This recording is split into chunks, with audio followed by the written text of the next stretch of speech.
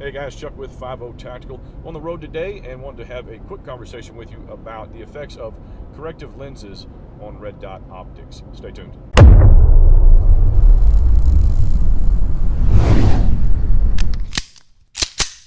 Guys, if you are like me, you are unfortunately blind.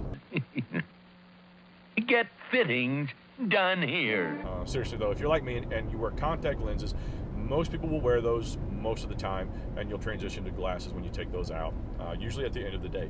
I am a wake up in the morning, put contacts in, wear them all day, take them out just as I go to bed at night. Now I do that because I have a very poor vision, and my lenses cause certain problems, and I'll talk about that here in a second. But I'll show you what I'm working with here, and you'll see how these problems actually are, or why they are. And this is I'm only able to bring these out and show you these because it's been raining in Oklahoma for the past 2 weeks, and there's no threat of a grass fire, which would normally be the case when you bring these bad boys out. And look at the lenses on those. Look how thick those suckers are. That, my friends, that's birth control, number one. But number two, they cause issues with almost a vertigo-like kind of feeling, and they also affect my depth perception. So I do not drive with those. I have before, but man, I have to acclimate to them over a period of hours, and so I typically do not do that at all. But I don't wear them, but they are by my nightstand. Now, why is this important, and where am I going with this? Well, because those are what I grab first when I hear a bump in the night. I grab my tools second. On my tools are red dot optics. If you have not looked through those optics with your secondary or your non-primary corrective lenses like mine, my glasses, then you may be in for a shock. On me, and I've had several other people that I've talked to about this, I know that they have confirmed for most of those folks a similar issue. For me, I number one, I like to set the intensity of my optics. I don't like auto adjust. I set them for the conditions and environments that I'm going to be in, and I set it and forget it. I do this on my nighttime tools. So, nighttime tools sounds like something that would be used at a fire department, doesn't it?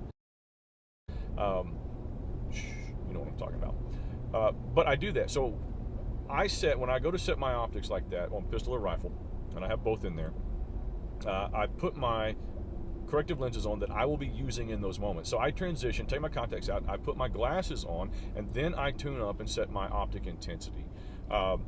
It varies significantly for me, based off my prescription, and I have a slight astigmatism and stuff. So all these factors in are a problem for me whenever I go between contacts and glasses. Now, why is that? Well, because contact lenses sit on your eye. There's no portion of your vision that's not corrected.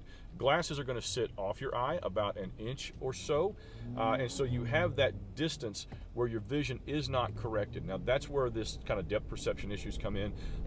The angle of the lenses, the contour of the lenses, the shape, size of those, and the frames that they're in, those all factor in when they set off of your lens like that, to create the potential for problems or just things that aren't optimum for you whenever you're looking through that dot, if you set it up for your primary, which is your contact lenses for most of us.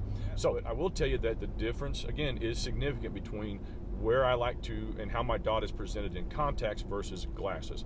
So that's why I set it up that way. Something to think about. If you haven't ever thought of it, give it a try. See if it is something that you need to change, and let me know in the comments below. All right, that's it. Hope you guys found value in that. As always, my friends, stay deadly.